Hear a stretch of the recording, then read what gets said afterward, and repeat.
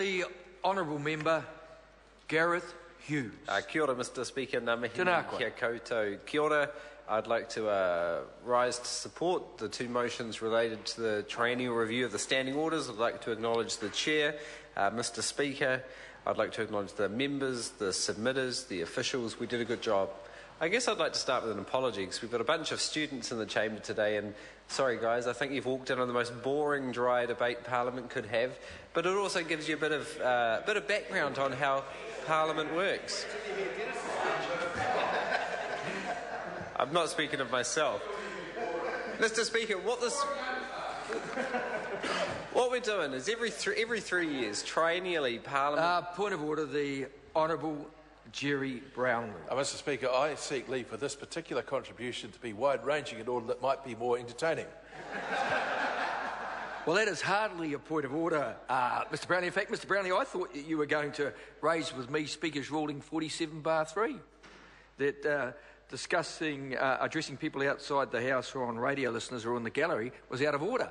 But I call the Honourable Member Gareth Hughes. Oh, Mr Speaker, I wouldn't dare try and top Jerry Brownlee's entertaining Standing Orders Committee speech. So what we're talking about is every 3 years Parliament gets together and reviews its rules, the rules, the laws that Parliament operates for itself. It's a triennial review and it's critically important because the way we operate in this chamber is how we make decisions, how we hold the government to account, how we act, our code of our conduct. And I see, I won't make a joke about the departing students, Mr Speaker. As the former Speaker Lockwood Smith used to always point out, we're the fourth oldest continuous parliament in the world. This is something we should be proud of. We should be proud of our heritage and our traditions, but we should also be open to the future, open to new ideas, new way of doing things, new technology. And I think in this Standing Orders review, what we're seeing is some modest progress. Not as wide-ranging as we saw in the last Speaker's Ruling Standing Orders review, but some modest progress all the same. Mr Speaker, the Green Party made a submission, I understand only one of two parties.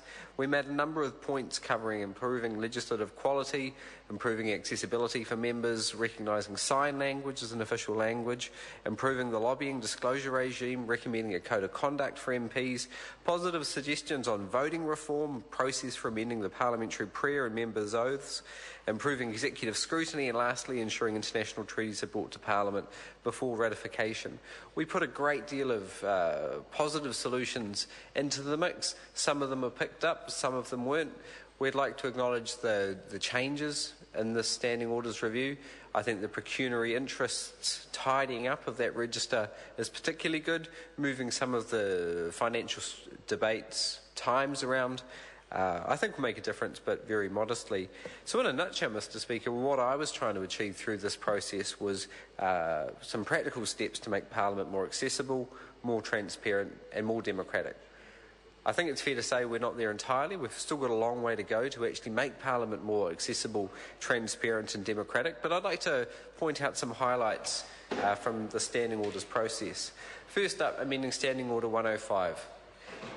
We've now, this term of Parliament, seen New Zealand's first ever profoundly deaf MP elected to Parliament, Mojo Mathers. And Mr Speaker, to be frank, we had to fight to get her the resources she needed so she could participate like any other member in this chamber. It was a battle played out through the media, through backroom pressure, and it was good that Mojo Mathers got the support she needs so she can follow what's happening in this chamber. But of course there was always the inconsistency that she, despite being fluent in New Zealand Sign Language, could not address the chamber in that language for want of interpreters, but also for want of a standing order that reflects the law of this land.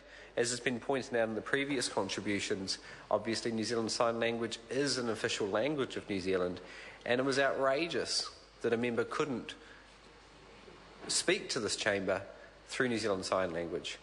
Mr Speaker, I think it's an incredibly positive step we're taking because I think Mojo or any other member could have tried to address this chamber in New Zealand Sign Language and it would have been incredibly embarrassing for this chamber to have had that contribution struck down. So it's incredibly positive. It's something we've pushed very hard for. We'd like to acknowledge the committee members. When it comes to select committees, which is sort of the workhouse of our Parliament, where parliamentarians work together where real change actually happens. It's good to see 3 big areas of change. First of all, with the Bill of Rights Act reporting the Section 7 reports of the Attorney-General, and I would like to acknowledge Minister Finlayson in particular on this section. The text in the Standing Orders report I think gives members some good guidance. The text is: we consider that papers presented by the Attorney-General under Section 7 of the NZ Bora should receive detailed consideration by being referred automatically to a select committee. We encourage committees to invite officials or ministers to assist them in their consideration of these issues. It's a very positive step.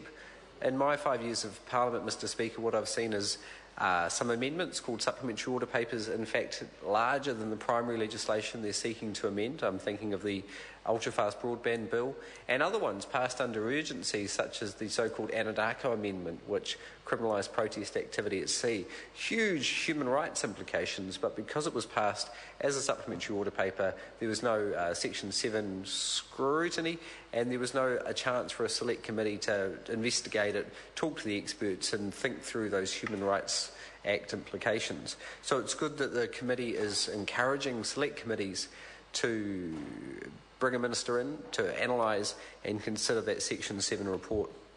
We're seeing members granted wider access to select committee papers.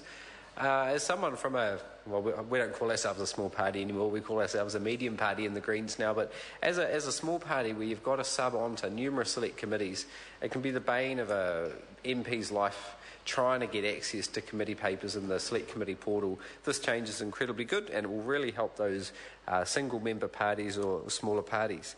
Lastly, with the webcasting of select committees, this is something the cross-party internet forum, of which I work with Claire Curran, Simon O'Connor and Tracy Martin on, proposed. It's great that the trial was a success. I understand more than 7,000 people have tuned in and seen our select committees do their work, and now this is going to be rolled out across the entire select committee range of committees.